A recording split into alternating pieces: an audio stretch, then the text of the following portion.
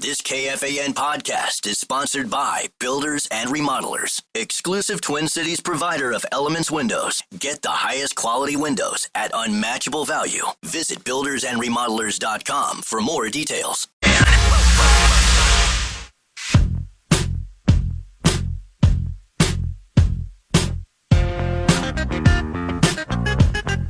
Well, I don't think Gaardsy or I consider ourselves great business minds. And that's why we tend to defer to people who know and understand these things a lot more. And I know different people in the world of high finance and business and the stock market who are expert might come to different conclusions. There's sometimes great disagreement on that. But the individuals who study this stuff longer than we have, understand it better than we have a much better chance than we do to convey anything like a thread of logic. So to that end, Gaardsy said, what about Najarian? We haven't had him on in a while. And so Pete Najarian, kind enough to join us via the Connecticut Water Systems Hotline, co-founder of Market Rebellion. Oh, you got him. He joins us now. Pete, how have you been, sir?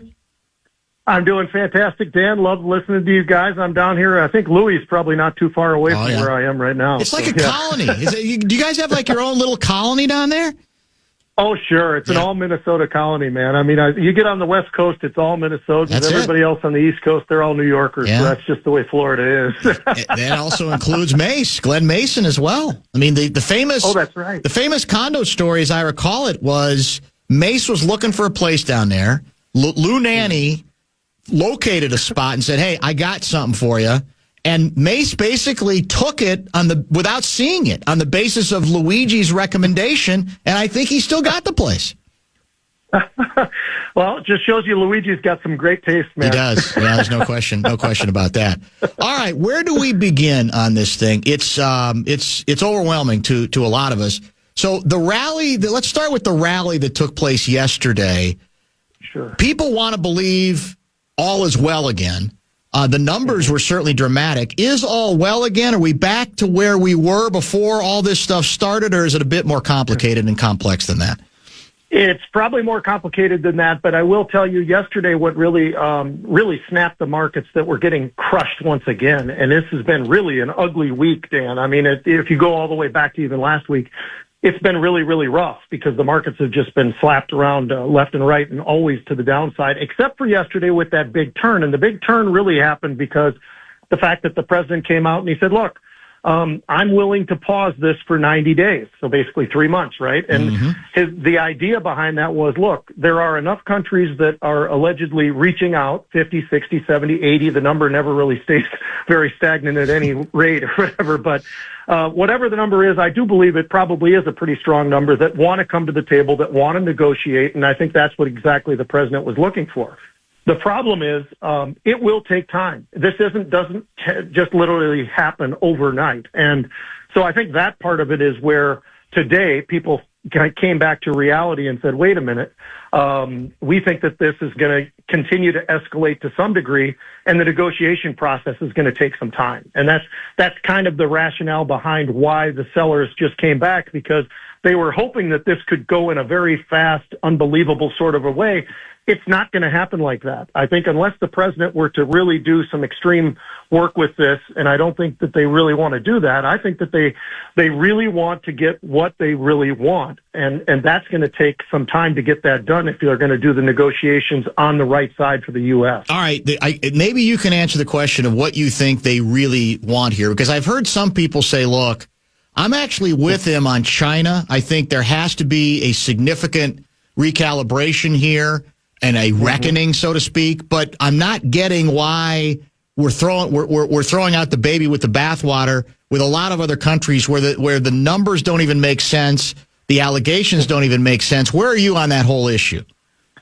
I think that was one of the biggest problems I had with this whole thing. I don't mind the idea of trying to do something about all these tariffs that have been put on the United States. And this goes all the way back to World War II, to be honest with you. It was a way to try to get countries back up on their feet after the war. That's how long this goes back. Now, the fact that folks are still doing that is pretty ridiculous, because we're talking about quite a few years since World War II, right? But it's still been in existence since that time with these tariffs. I think the problem is that the president decided, I'm going to go after everybody. and he went after the 103 countries or whatever the 183 countries, whatever the real number is.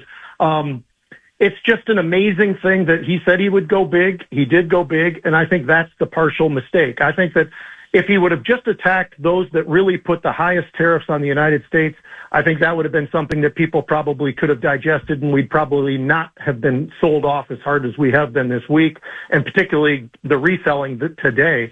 I think that's really all that kind of plays into this. He didn't need to go so big. He chose to go big because he said that he was going to do that. And that's kind of what we're dealing with here. And by the way, I agree with the idea of getting rid of these tariffs. It's just a matter of how do you actually execute that the right way to get it done the right way, and let's get ourselves back on our feet. I mean, we've been sitting here for the last 70 plus years waiting for something to happen there. We're finally going to get something, but I don't know that you had to take off this big of a bite right out of the gate. Looking at a headline in the Wall Street Journal today, I want to get your reaction to the premise of this story. The headline is, Trump's trade math ignores a major export, American services. Let me read the first couple sentences of the piece. President Trump is wielding tariffs to try to close the massive U.S. trade deficit in goods, which he sees as a sign of economic weakness. It is only part of the trade story. While the U.S. buys more goods from abroad than it sells, the opposite is true for services, which include everything from streaming subscriptions to financial advice. Trump left these service exports out of his tariff math, but they are being pulled into his trade wars. Do you agree with that premise?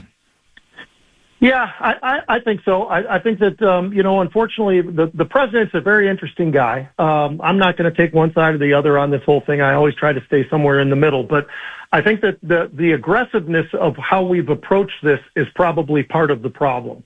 I think it's something that could have been done completely differently than it was to be able to get to where we wanted to be. And I think by being as aggressive as we've been, I think that's become a major problem. And that's really, you talk about something like that. How about when I tell you they have 80,000 movie screens in China, and now the film imports are reduced by China. So in other words, those films that we get our extra money as we go around the rest of the world, it's not going to really happen as much as it had been, at least in China. And that's another problem that we have to face in terms of all those different movie studios out there in Hollywood and so forth. That's just one more thing. And you talk about services and something like that.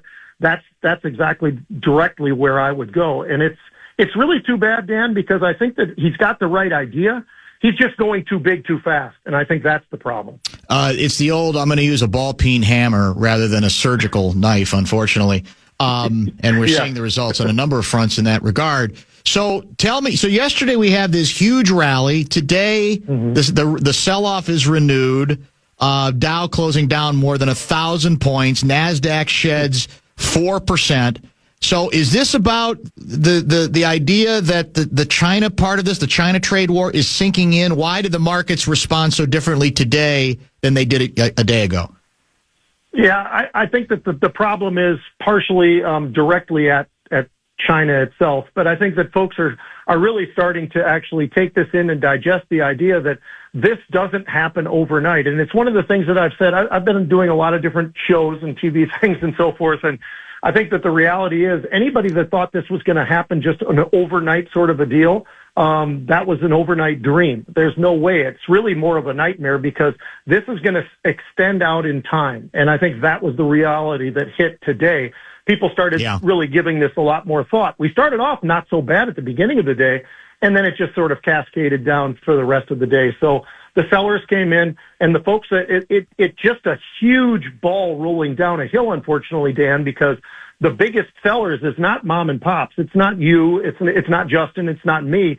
These are these big major funds that really reel some huge numbers that have put this into the market because they're starting to see it going to the wrong way, and so they want to be in front of that. Well, they're pushing it down even faster than it probably should be because that's another overreaction, I think, by many of these hedge funds.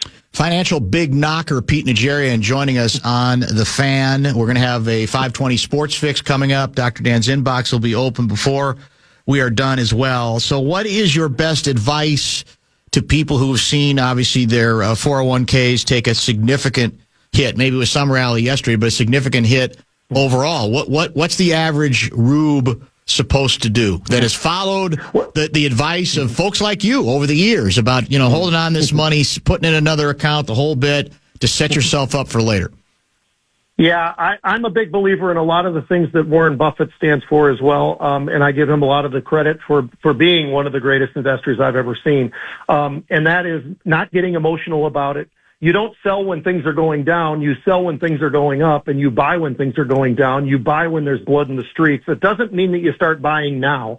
I think that there's going to be plenty of time to be able to find further lows before we actually start to turn on that. But just to give you a small example, Dan, a lot of people were giving Warren Buffett a lot of flack about his Apple position. He didn't get into it till 2016. He finally decided to buy a technology company. He bought Apple. Great decision to do that. And then people said, well, why is he selling? He was selling in 2024. Why was he selling last year? Well, because he felt like it had sort of topped out. Well, lo and behold, after everybody said that he was doing all things wrong, suddenly it's right back again, significantly off of where it was. He put $679 billion in his pocket, and he might start going back into Apple and maybe getting some more of that. And that's the type of thing that I do for my living, is trying to find out where the biggest money in the markets is starting to move and shift towards. And if I start to see anything close to what looks like to be Warren Buffett back in Apple or back in some of those types of names, I absolutely will react. But we are not at that point yet. Do you remember Ross Perot? Yeah, very well. Okay, good, because I didn't want to hit you blind. I figured you probably did, because a texter asks this question via 612. Is Trump basically doing what Perot pitched in 1992? Do you remember what he was pitching? I remember him. I remember him being a maverick. I'm not sure I remember precisely what he was pitching. No, and I'm there, right there with you. That I was still playing football back then, thank goodness. I wasn't in the financial world at that point in time, but I remember him. I remember him running for president, but I don't really remember a lot of the different thoughts that he had. But this is something I don't think he's doing the wrong thing. I think the approach is the wrong way, and what I mean by that is, Of course, that we should reduce or eliminate these tariffs because they're ridiculous and they don't really need to be there anymore. I mean, we're a long ways from World War II. So at some point, that should be addressed. I think the problem is, why would you go after all of them at once? And I think that's the big problem. When we all saw him on TV holding up that huge cardboard cutout, I think that sort of explained it all. Why would we go that big? I don't think you have to go that big. And I think, unfortunately, that's one of the negatives, I think, about President Trump is he goes big or he goes home. And in this case, he went big. He's going to need to go home. Why yesterday do you everybody's got a theory on why he blinked. Some are talking about stocks. Somebody said, well, actually the bond market got to his attention. There's a number of stories indicating, frankly, that his Treasury secretary helped to persuade him to sort of slow down a little bit. What's your best educated thought on that? Yeah, I think Bessett's done a great job of trying. It doesn't mean it always executes, but of trying to hold the president back from some of the very knee-jerk reactions that sometimes do seem to happen. And I say that as a guy who's not against the president or anything. I just look at this and think the way he's approached it, unfortunately, is going to be a problem when it comes to inflation. It is going to be a problem when it comes to slowing growth.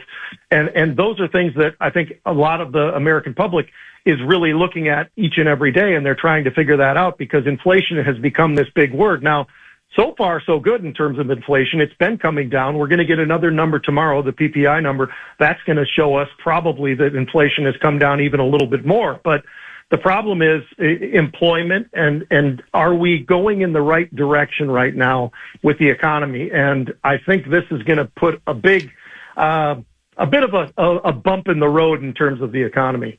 Let's move in the final minutes here to the toy department, which I know is still, after all these years, near and dear to your heart, even though you're further removed from it than you obviously once were back in the day.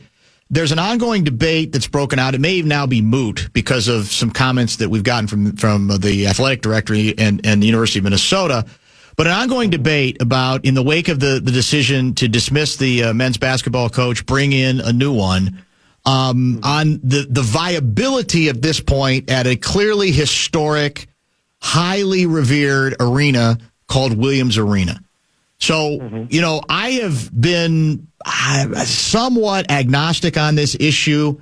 Gaardsy's been militant. He's brought me to a place where I'm more in his corner. I don't want to go too far because I don't want that to be the excuse, because I don't think it's the reason that the program is struggling. But I do think it's reached a point where we're being unrealistic to think that the consumer of today cares all that much about what that history represents. They want a more usable, user-friendly, bells and whistles arena. Can be a smaller one, by the way, but one that has all of the things that we associate with consumers in 2025. Doesn't seem like the U's going that way, because I don't think they have the money to do it at this point. But what's your view on that whole issue in general? Well, there's no doubt when you look at what was built for the football program, how that is in terms of the recruiting. I think that does open up a lot of doors, and the kids need that. They want that. That's what they've seen when they've gone to all the other universities around the country that they get recruited by. Is Williams Arena old? Sure it is. I don't want to just blame it on the arena itself, though, Dan. I still love it. Maybe it's because I'm becoming older and I just remember all the great memories of watching some great teams play at the University of Minnesota at that beautiful spot that we've got there, and the elevated floor and all that goes into that.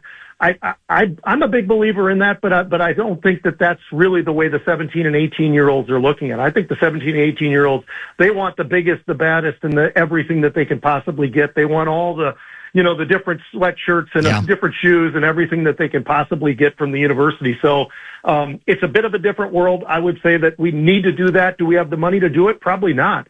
And quite frankly, I still feel bad for Ben, because even though I know he had very little success with the University of Minnesota, I think he was actually fighting with at least one, maybe both hands behind his back when you really look at this NIL money that he was dealing with versus most of the competition. And all the players that we lost last year because of the fact that we didn't have that kind of money for him. So if this new coach doesn't get any of that NIL money, anything close, if it's not multiples of what Ben was getting, he's going to show you exactly the same type of a team, I think, on the court, because you can only show so much if you don't have the talent out there. And I think that was the biggest problem this past year. I was critical of Ben myself about all the losses and the fact that we were at the bottom tier of the Big Ten in basketball for 3 straight years. But when you tie his hands behind his back, I don't know that that's a fair comparison. I would love to have seen them figure out a way to have the NIL money that they could at a bigger level, at least, to show what the Golden Gophers really could do, because I think they had some very talented guys. Unfortunately, they ended up at other universities. How much sway do you still have at the University of Minnesota? Well, Gaardsy and I have talked a little bit about this here and there. I've got some. I'm really excited about a lot of things. I think they've done some things that I'd love to be a guy who could help them out with a lot of this stuff. And, everybody has these general managers at the University of California, Berkeley. It's Ron Rivera. He's a good friend of mine. He was my brother Paul's roommate when they were both outside linebackers at Cal Berkeley. I did not realize they were roommates. Interesting. It's been great. That's a great idea. So are you are you being the aggressor in that regard, or are you trying to make that to convey that They can't position? afford you. It's just another job Najarian wants that they can't afford. Well, they can't afford Najarian. That could be the problem. Well, I'll tell you guys this. That is the one job that I would probably give up for what I do presently, which I do love doing. I love the stock market. Yeah. It's really fun. It's challenging. It's competitive, but the sports side of it, and I recently have actually been approached by somebody at the NFL level for something that potentially I would consider. But, right now I'm not going to make those kind of moves. I do love the University of Minnesota, and I think there are things that I could do for the university that would probably help, I think, in a lot of ways, especially when it comes to raising money. And let's face it, Pete, you don't need any more money. I mean, you're fine for your kids, grandkids, great. I mean, you're fine for like the next 500 years, right? I mean, come on, how much more money can you get? I wish I had the money that everybody seems to think that I have. Well, you know what? I'm just a kid from Minneapolis Central, man. That's all I am, Dan. When I brought it up, I was asking just for a more modest approach regarding one particular issue. We today cold called Glenn Mason because we missed his 75th birthday. He was 75 yesterday. And he brought up what he brings up literally every week he's on the air with me, and that is that when he was fired by the University of Minnesota, Joel Maturi, He had a little TV. You know, this was the days before the big flat screen plasmas. The Goal Line Club, Pete, gave him a TV. Like an 8-inch diagonal TV in his office that he claims they never delivered to him. So I thought maybe you start there with your influence to find that damn TV so that on this show, when he joins us again in the fall, we can have a big ceremony to present him the TV that he alleges Joel Maturi never delivered. Well, I can tell you this. I'll try to work with the guys over at Best Buy because I know the CEO. I know some of those people. Maybe we can get them a screen now. There you go. That might even be better. Outstanding. Great to catch up, my friend. We'll try to do more of that. And again, thank you for the time. Always good to chat with you. Really appreciate it. You guys have a great day, man. See ya. Thank you too. Pete Najarian, the co-founder of Market Rebellion, joining us on the Fan. What we're going to do, the inbox will be opened later in the 5 o'clock hour, but we thought today might be worthy of a 520 sports fix. So what do you have coming up next? Wolves, Wild, and the Masters. Just in case you missed it, it's the top 5 sports talkers of the day. Now, it's time for Dan Barrero's Top 5 at 5. Brought to you by Gutter Helmet of Minnesota. Never clean your gutters again. Learn more at gutterhelmetmn.com.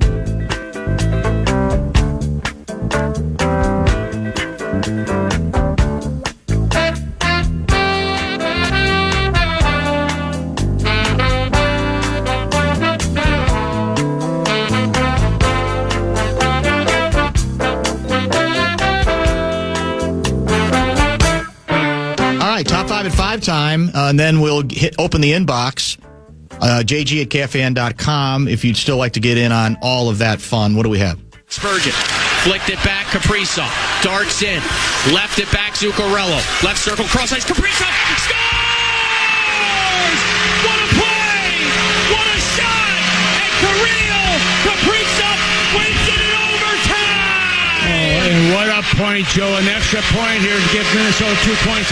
Yeah, 2 points, important. 2 goals for Kirill Kaprizov. 4 goals for Joel Eriksson Ek. Welcome back to the spotlight, young man. Wild needed all of them. 8-7, the overtime victory over the plucky San Jose Sharks. That's one of my favorites today is San Jose's got like 50 points. They're awful. Yes. They're going to be a problem, though, in like 8 years. Yes. They've got the silver linings thing going on right now. They've got the Byron Buxton and Miguel Sano of 2013 apparently in their lineup right now. But like you said to start the show, you can't. What's wrong with winning? Yeah, you got to at this point in the season. And the Wild needed 2 points. They got the 2 points. They have 93 on the season. They moved into a tie points-wise with St. Louis, but they hold the tiebreaker over the Blues. They also have a game in hand over the Blues. So as we stand today, Dan, the Minnesota Wild are back in the number 1 wild card spot. And the most important stat of all, quite frankly, your 2 best players who returned to the ice last night this season have been together for 20. That was the 25th game, only the 25th game in which the Wild have had them both available. Their record, 18-5-2. Their goals a game, 3.5 or close to 3.5. A goal more on average than any games where either both of them are out or one of them is out as well. And so to that extent, it does give you a little bit of hope. The winning goal, I put under that classification of, I swear to you that Kaprizov was already winding up on that shot before the puck actually got to him. That's how ready he was for that. That thing was lightning. And Zucchi knows how to find him. He does, exactly right. That's his old partner. And they got a good vibe. And I don't think the goaltender even had a chance. Now, on the other hand, Flower, he didn't have much of a chance either. But as we said earlier, I don't think they could consider, under the circumstances, pulling him out of that game. And that had to be a rude awakening because they ran the risk. They did run the risk of blowing they did blow a 3-goal lead, but potentially leaving the night with 0 points. They at least get to the OT, and then they get the second point, as you just heard on the radio broadcast. And now we prepare for a showdown where we can end this nonsense in terms of clinching if we knock off Calgary in Calgary, correct? That's exactly right. Tomorrow night. Bill Guerin is going to join us, we think, from Calgary tomorrow. Is that correct? At 3:30. Perfect. He will join you at 3:30, yes. Calgary got a point in an overtime loss last night, so they have 88 points. The Wild are 5 clear there, but you laid it out exactly right. If the Wild win tomorrow night, they are in the postseason, which would be a nice thing to just get off the table. There's obviously more routes for them to make it. It's not over if they don't win tomorrow night. But if they win tomorrow night, they're clinched, they're in, and then it's just a matter of who you playing, Vegas and or Winnipeg. Wolves have kind of the same opportunity should they beat Memphis tonight. If they beat Memphis tonight, you'll hear it right here on the Fan, 8:30. Alan Horton joined about an hour ago. If they beat Memphis tonight, they continue to hold their destiny in terms of the 6th seed. They could be no lower than the 6 if they win out. A couple of nights ago, they could be no lower than the 4 if they won out. They would have clinched the 4 seed had they beaten Milwaukee. We know they didn't. So they can still get the 4. A lot of weird things have to happen between here and there. But this is the last big one because the Wolves have Brooklyn tomorrow, who they should beat, and Utah on Sunday, who they should beat, both at home. But if they beat Memphis, who's right there in the thick of things with them, that will give them pole position for the 6th spot. That's laid out very well. We were told today by Alan Horton that technically speaking, they're still not eliminated from being as high as number 4. Now, I thought but I do think if we lose tonight, we're eliminated from 4. Yes. And if something else happens involving at least 1 or 2 other games, we could be eliminated tonight from the 5th spot. That's still, look, 6 is the big one for all the obvious reasons, because then you don't have to mess with the play-in.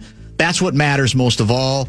Golden State losing yesterday at home in a stunner helps us, even though we don't have the tiebreaker, but for reasons that other people can explain better than I. Every time any of the other teams lose, it's good for us, apparently. Yes. But that's what has to keep happening. And when you factor in who the Wolves are playing the last 2 games, on paper, they are in the best position if they take care of business tonight. That's the beauty of it. If you take care of business tonight, you're still going to be in the driver's seat here if you take care when you return home. Everything gets a lot stickier if you end up laying another egg tonight in Memphis. And just win tonight. Yeah. Just take care of it tonight. Take the bad taste out of your mouth from what took place in Milwaukee, Wisconsin. Because you did play 3 unbelievable quarters. Problem is you no-showed 1 entire quarter, basically, after the first 90 seconds. Correct. And that's why the taste is so bad. You'll hear it right here on the Fan. The tip-off show, you heard Horton with Chris Finch, starts at 8:15. Puck drop right around 8:35. Not going well for your Minnesota Twins. They played a day game today in Kansas City. It's getaway day, Kansas City, correct? And Kansas City got away from them. They took 3 of 4, I think, in this series. Today it was a tie-breaking sacrifice fly in the 7th inning by Bobby Witt Jr. The Royals trailed by a run before they got 2 in the 7th against your guy, Cole Sands. A rally that began with a hit batsman. Never ideal. Never helpful. So they lose 3-2. They are 4-9 on the season. And what do they get next? They get a date with destiny. Well, the Detroit Tigers. Back here at Target Field tomorrow night. Well, isn't the weather supposed to turn balmy by Saturday? I thought Saturday was supposed to be like 70. Or maybe I have not checked the forecast recently. Saturday is 68 degrees. 68 degrees. So okay. Tomorrow night it'll be in the 40s while they're playing. It's going to be sunny and 58 tomorrow. Okay. So that's decent. That's not bad. Saturday will be very nice, but the Tigers are coming to town. As I pull up the standings, with a lot of people playing today, we are 2 games clear, well, a game and a half clear of the Chicago White Sox for last place in the American League Central. We are 2 games behind Cleveland for 3rd. So we are right in the middle at 5th out of 6 in the AL Central right now. The Tigers, by the way, in 1st, 7-5. Coming here tomorrow. Where are the Guardians, did you say? Where are the Guardians? They played the White Sox. They swept them, and they host Kansas City tomorrow. Okay, fair enough. I wonder what attendance will be like this weekend. Probably not all that good. Saturday will probably be okay. Saturday will be okay, nice. but yeah, we're not. But again, what are our numbers? Is it going to be 20? Is that a good number? Well, I think it's going to. I'll be surprised if there's more than 20 on Saturday. Yeah, we were talking about the teens for the rest of that homestand after opening day. Well, I assume Saturday's a day game. I got to believe with this early in the calendar, you don't want to mess with what the temperatures might be at night. So good luck to them. We're happy for 4-9 on the season. Scoring continues to be an issue. Oh, and by the way, Pablo Lopez injured list, 15 days with what's described as a grade 1 hammy strain. That doesn't help. Even if it's not believed to be awful, it doesn't believe we don't think it's a Royce Lewis kind of a situation where it's going to be turned into a Wagnerian opera, but it doesn't help a team that already has injury issues, and he still remains your best pitching hope at the top of the rotation. Justin Rose, your round 1 leader. It looks like not everybody is quite done at Augusta, but most of the leaderboard is. Ludwig Oberg is through 17. He is 3 under par, 4 shots back of Justin Rose. 7 under. Corey Connors and Scotty Scheffler, along with Bryson DeChambeau, are 4 under par. Tyrell Hatton, who I think was a wonderkind at one time, he's also 3 under par. Looking for some more notable names. Fred Couples, because he always is, 1 under par, fired of 71. Patrick Reed, former champ, 1 under par. What happened to my guy, Rory McIlroy? I saw him earlier, and now I can't find him. There he is, even through 17. He's got 1 hole to play. Other names like Zach Johnson, even. Jordan Spieth, 1 over par today. The most notable thing out of Augusta today, though, Dan, and I can't believe this happened, Jose Luis Ballester. He is a 21-year-old amateur from Arizona State. He needed to go to the bathroom. He's playing the Masters. About this. Yeah. He apparently just went by a tree like he was playing the Chaska Town Course or Meadowbrook or Brookview or wherever. Was he tased? He wasn't, but I'm a little down about that because I was told I had to turn my hat from backwards to forwards at Augusta. When you got to go, you got to go. That's what he said.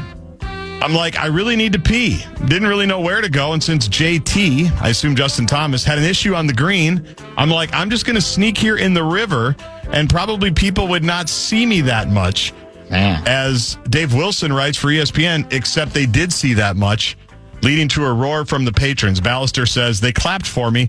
Probably one of the claps that I really got today, really loud. So that was funny. He did, by the way, struggle to his 76 today. 4 over on the front 9 with a birdie, 2 bogeys, and a triple bogey. Jack Nicklaus would never do it. Arnie Palmer would never do it. Tiger wouldn't do it. Gary Player wouldn't do it. Yeah. Tim Herron wouldn't do it. No, lumpy. Well, it's lumpy. So it is. By the way, men's college hockey scoreboard, Frozen 4. Oh, is that going on? Late, second period. Western Michigan 2, Denver 0. Second game is slated for 7:30 tonight, Penn State and Boston University. So Western Michigan up 2-0 on Denver with just a little bit more than a minute to go in period number 2. It's been like Gophers got eliminated, was it a month ago? Or like 6 weeks ago? That's the cruel irony of the hockey tournament. Yeah. Is you go through the grieving, especially how the Gophers lost, giving up a 3-1 lead, having the goalie malfunction, having the non-penalties called, having the 1 goal called after the guy's, got his leg chopped off center ice for even me to watch. Go, how's that not a penalty? Yeah. And then you've got 2 weeks to process, to move on, and then they drop the puck on the Frozen 4 in St. Louis. That's some PTSD, I would think, for Gopher fans. It has to be, for sure. I don't know what the solution is. I just don't think this approach makes any sense to me. Well, you can't do it last weekend. I know. Because of the basketball Final Fours. Why can't you? Because they're already enveloped. I know, but for the people who, I don't know. I don't know what the answer is. I don't like this, though. It's not like it's our, you know what? We're all by ourselves. Everybody's paying attention to us. Most people forget it's even taking place. You did. Well, that's also just, they got to give themselves a chance to be somewhat standalone, because even when they're not, like I just saw, can this number be right? And Fallness ain't going to like this. That the Ovechkin breaking of Gretzky's goal happened on the weekend, I think, on Sunday. Yes. It had like a record for the time slot for hockey, and it was like 1.8 million people. Like they were boasting like a record number. Yes. I said 1.8. Like that harkens to the days where somebody would say, we just had a 100% ratings bump. Exactly. And you go, right. Well, if your first number's a 1 and you go to a 2, that's great. It's technically 100%. Record, you're accurate, downloads. Yeah. But what the hell does that have to do with anything? Well, it's still, it's parochial. There's not any question about it. And I'm not saying That doesn't make it bad. No, I liked it. It's parochial. great. But it's a good reminder of what is. the country is actually watching. It's true. It's undeniable. I mean, we always use the joke, a bad bowl game gets $2 million. That's it. Like nothing.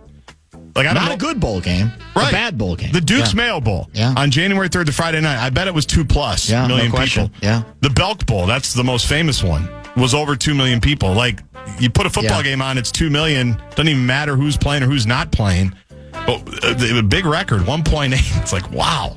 That I feel like it should be higher. Yeah, I do too, actually. Because it was such a big moment, and it was an awesome moment. Well, hopefully Fallness's feelings aren't hurt any worse than will be normally. Let's pause here, and we're going to get to the inbox. Dr. Dan's inbox is next, right here in the Fan.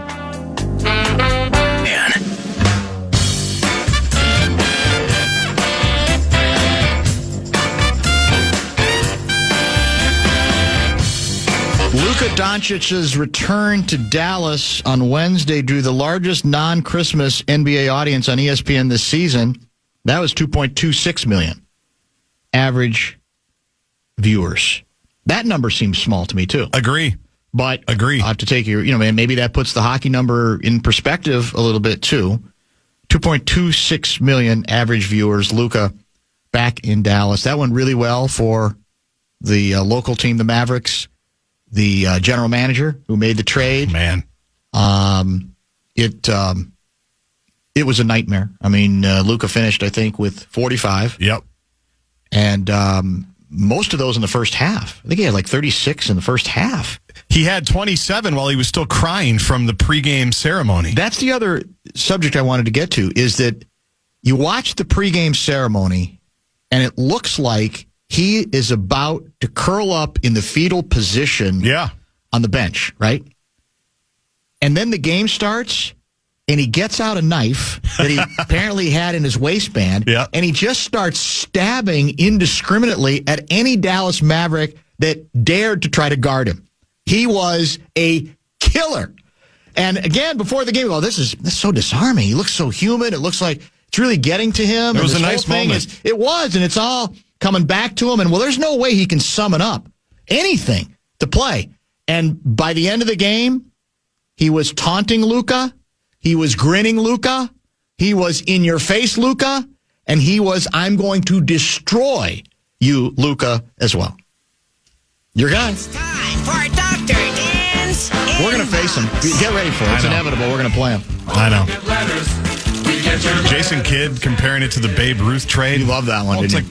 Jason, you're the Red Sox here. That's the bad part about this. Maybe he was acknowledging that in his own perverse way. Dear Dr. Dan, I heard you made some disparaging remarks about me following our tough loss in Milwaukee the other night. We could use a better attitude from you, Dr. Dan, since we can't afford to fall short tonight in Memphis. We will be hoping for a jaw-dropping victory instead. Remember, blowing a 24-point lead in the NBA is really nothing. Just ask your guy D. Mata, whose Nuggets dropped a 36-point edge to Utah back in '96. W. Unseld Jr. let a little 35-pointer slip away. Please let your listeners know we've been working hard on solving those tricky zone defenses this week, so we'll be ready. And I promise to coach better. My good friends M. Malone and T. Jenkins have already called to see if they can help in any way. At least I think that's why they called. C. Finch. Well, Dr. Dan will ask a serious question in response to that question. The reporting is starting to be done regarding what allegedly happened in Denver. And I'm wondering if some of the reporting, because in Dr. Dan's case, as someone who, like most people, were saying, well, this is ridiculous. This coach is 2 years removed from winning the title. You can't do this. It smacks of desperation. It smacks of ownership just out of control. But if the stories being written by fairly reliable reporters out of Denver are true, Dr. Dan no longer is quite as, what's the word I'm looking for, aggressive in savaging what took place, because it sounds, you could still look at the timing and say, well, there's no point in doing this now. But it sounds as if it was open warfare between the general manager and the head coach. And no matter how good and accomplished the head coach has been, and the general manager, Calvin Booth, he got the job when Conley came here, right? And Booth did a good job adding depth the year they won the title. Yes. Now, since then, some of his moves haven't worked out. But basically what the reporters are saying is, look, people in charge of this team brought these guys in and said, guys, enough. This is out of control. No one's winning in this environment with this kind of stuff. You guys have to find a way to be more professional. It's starting to affect players. It's starting to affect the atmosphere around the team.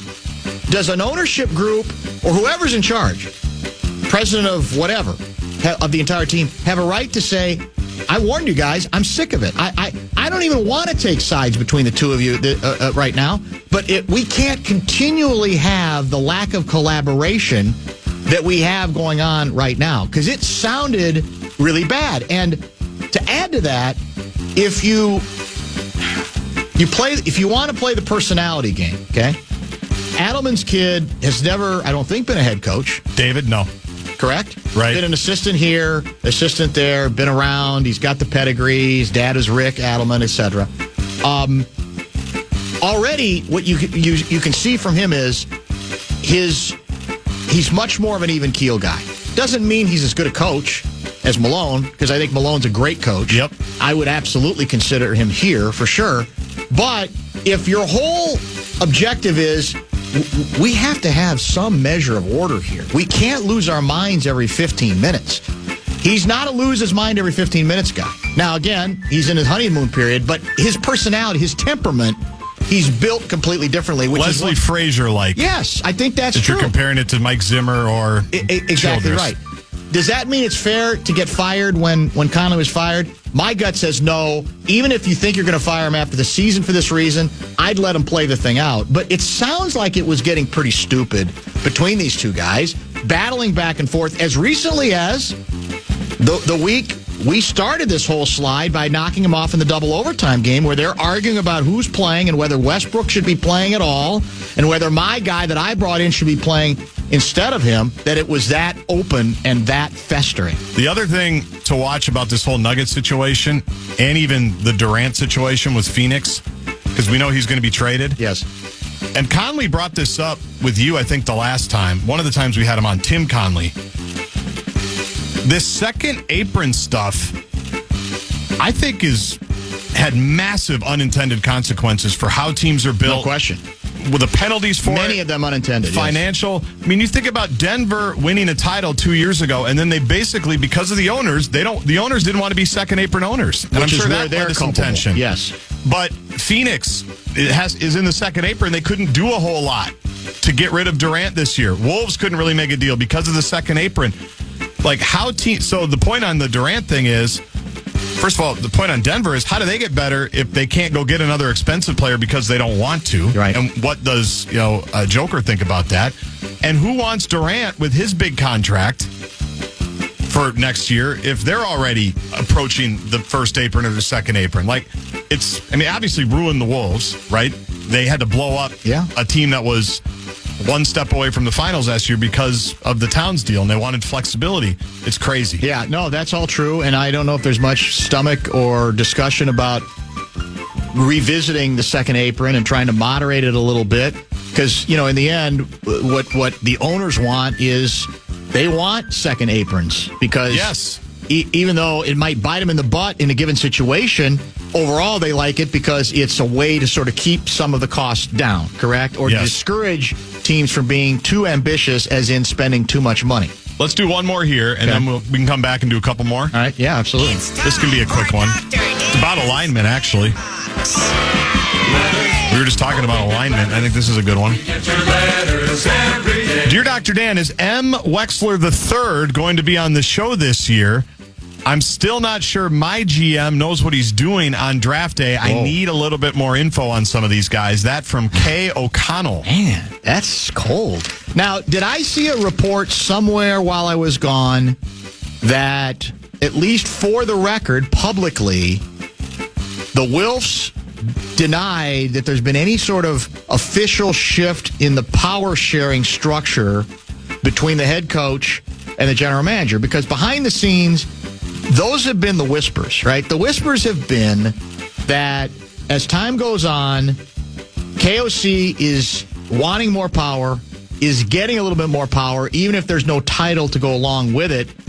They said, I think they were asked this directly. I don't know who it was. It might have been one of our guys, Seifert or Gessling. Yeah, at the owners' meetings. At the owners' meetings that basically said nothing has changed in an official way regarding job titles or job sharing. Now, that doesn't mean behind the scenes. Correct. The feeling I have about Kwesi is I think Kwesi's quite malleable. And that's not all bad. I think when it comes to, for example, the defensive coordinator, I think there's this feeling of, well, KOC has pretty much said this.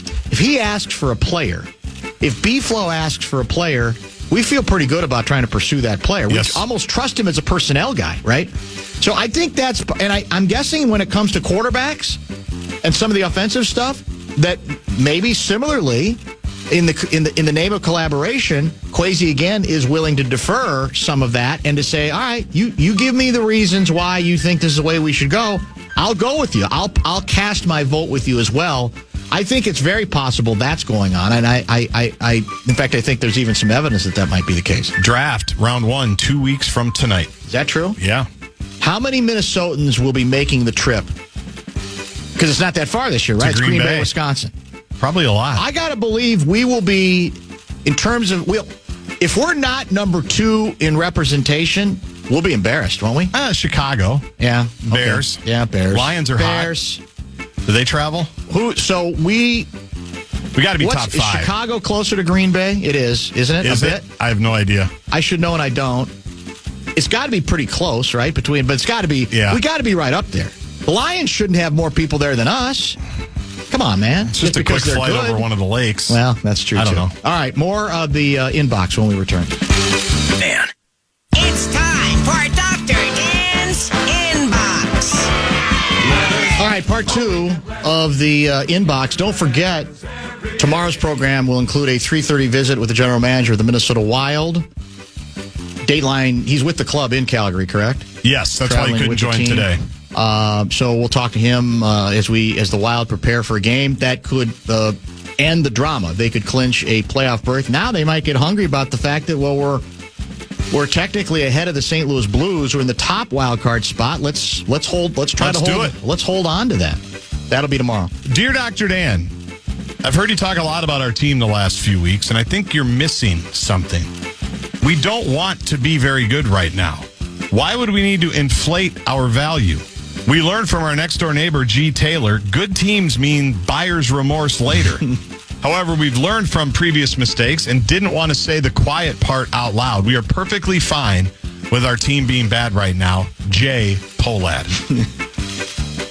Well, they are. They're starting out bad. That part's for sure. Have we ever had anybody, have I asked Johnny directly what the believed true value of the Minnesota Timberwolves would be on the market today as opposed to the deal that was like 2.5, 3 years ago? Was it not? Yeah, it was. And what's the amount? 1.5? 1.5. It's double. It's got to be double that, Forbes, right? The most recent Forbes had them valued at about 5 3. or 6, right? And they just got sold for 6.1. 6.1. That's what it was. 6.1. Yeah. But our value, according to Forbes, was $3 billion. So 50% discount. Although, did you see? I think the fine print. I think Taylor gets the 4 seats courtside. He gets a suite for every game. And there's one other. I want to say there's one other perk that he gets to hold on to. I would say he probably deserves more than that, given what ends up being a bargain price. But that's for later. I've given up on. I'll be honest. Dr. Dan's given up on the whole concept of the Twins being sold. I now will be surprised if there's an actual announcement that they get sold. I really will. Because I don't want to be ever. I don't want to be disappointed. So I'm going on the basis of give me something concrete, then I'll start talking about it. But I don't want to talk about it anymore. Now I know Lavelle says there's more to it than that. Is he joining us tomorrow? He should. Yeah. Ellery's Bar and Barbecue. We'll get back to that whole issue. I don't know. But Dr. Dan admits that I'm so negative about everything regarding this operation that it might be clouding his view. And so maybe there is more out there. But I have a hard time thinking anything but the worst regarding this franchise right now. And let's face it, the worst right now isn't the record, it isn't the team, it isn't the cheapness, it's the possibility that they'll never be sold away from this particular group. That, to me, is the ultimate nightmare. It's time for Dr. Dan's Inbox. Oh, we get letters. We get your letters every day. Dear Dr. Dan, a few weeks ago, we had one of our best Enough Said episodes of all time. I can't help but wonder if it was due to the quiet hosts, Jay Athletic and P. Nugent. They were gracious and listened to the moderator, something I cannot always say about the permanent hosts. Did D. Barrero and Jay Gard just get W-pipped? Ooh. L. Fisher. Well, that's possible. I mean, we were both out the last 2 weeks, correct? Is that a record? I don't think there's been many weeks where we've both been out 2 straight. That's probably right. Lori's been out for like months at a time. Yeah, that's why people conveniently seem to forget that. I don't exactly know why. We're back doing it tomorrow, I think, the whole gang. We'll see how, speaking of rusty, will we be as rusty as Kaprizov was supposed to be? I mean, if we combine for 6 on-air goals, so to speak, that's a good ratio. We feel pretty good about it, I think. I would. I don't know if we're going to, reach that status, but we're going to try. It's time for Dr. Dan's Inbox. A lot of friends writing in today. Oh, we get letters. I think. We get your letters every day. Dear Dr. Dan. Not sure. Let's play a little game. I'm going to describe a game that's played professionally in the United States, as well as Canada and Europe. And you guess what it is. The playing surface is made of ice. The players wear sharp blades on their feet to propel them across the ice. The players use sticks to shoot and pass a circular piece of rubber. It's called a puck. The puck is very important, which you would know about if you ever watched or even cared about this beautiful and very popular game. Are you stumped, Dr. Dan? It's called hockey, and we even have a team based in Minnesota. No, it's not in Minneapolis, where you always go, but they're called the Minnesota Wild, and they're about to make the playoffs. Check them out sometime, Naismith Naysayer, K. Fallness. God, how much more successful would the Wild be if they were located, positioned in Minneapolis? That economist from IU Columbus would have them valued at $1 billion. That's probably true. Well, my comeback, I think, is I'll let the record speak for itself. We may have made bumper history. Well, no, we haven't, because during playoff runs we've started shows talking about the Wild every day. But playoffs haven't started, and for the last 2 days, both days, Wednesday and Thursday, our lead story was Minnesota Wild related. So there, K. Fullness. And another reminder, President of Hockey Ops Bill Guerin will join tomorrow at 3:30. And it would have been today if he'd been available, but they were traveling. It's time for Dr. Dan's Inbox. Letters. Oh, we get letters. We get your letters every day. Dear Dr. Dan, like G. Mason, there are many of us that turned 75 this past year. Where was our cold call? J. Bridges, M. Street, B. Joel, B. Springsteen, L. Ritchie, M. Short, C. Jenner, R. Gear, S. Spacek, Whoa. J. Irving, A. Manning, B. Rate, W. E. Coyote, and R. Runner. They're all as old as Mace. 75. Is that true? I guess. No reason to not believe that. You had J. Bridges on. We did have him on. That's true. Taste for the tour. For those who haven't been paying attention to the show today, we cold called G. Mason because we were reminded, I think via Gopher Hole, that yesterday Mace turned 75 years old, and we cold called him, wished him a belated happy birthday, had a nice conversation with him. He went down memory lane about a couple of things that he has been known to, certain itches that he's been known to scratch from time to time, but that's the beauty of G. Mason. So, and as we pointed out, it's funny how the degree to which something he used to mock from us, he is now endorsing. The idea of being the Golden Bachelor. He wants to be the Golden Bachelor. Remember when we first talked to him about that and he mocked it and says it's stupid, this is ridiculous, I don't even stop talking about this? Now he's the guy who brings it up every chance he gets. I think he has some buyer's remorse. Not buyer's remorse. That's true. All right, that was a good sample. Very good sample. Dr. Dan wraps up this segment with this. Actually, we'll carry it over. A very good anecdote related to peeing at the Masters, which we will discuss. That's an interesting callback involving A. Palmer. And also, when we come back, 10 minutes with Bill Murray. Well, no, not really. That was the hope because he's in town in concert today. Bill, if you want to call in, if you want a cold call Probably for the getting last ready 10 for the minutes, show. we'd love to hear from you. Dan. Show wrap presented by American Pressure, commercial-grade pressure washer since 1975. It's the Bumper to Bumper Show Wrap.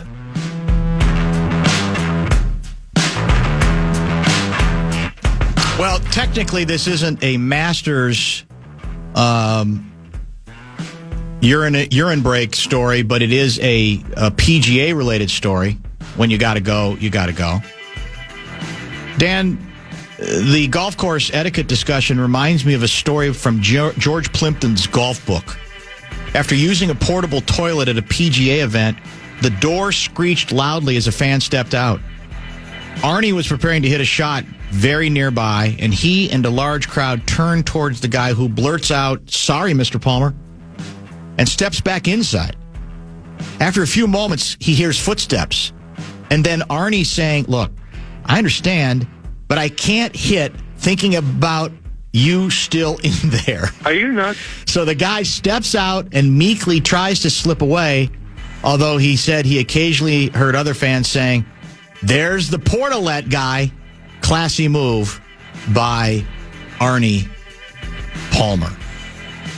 I assume, I'm not a great golfer, great golf mind. You aren't either. I assume, what does your average golfer do when they're not near a porta potty? Do they cheat and go to the into woods. the woods pretty much? Yeah.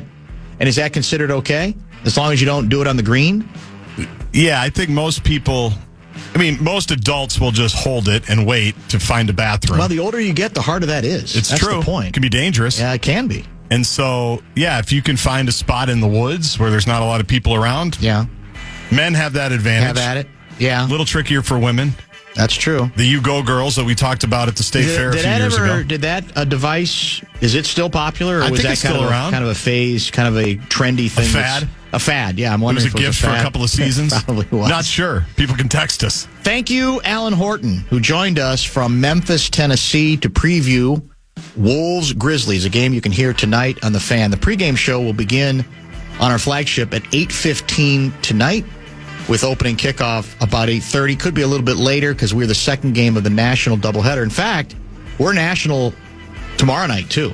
I think it's a late start tomorrow. It is. Our game against the Brooklyn Nets. And it might well be we like that because we're starting so late tonight. It gives us a little bit of extra time.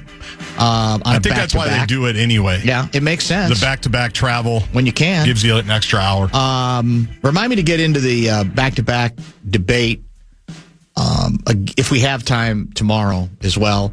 We want to thank Pete Najarian, our very own economics whisperer who joined us to talk tariffs, to talk about the stock market, and to try to make some sense out of what seems to be a period of madness.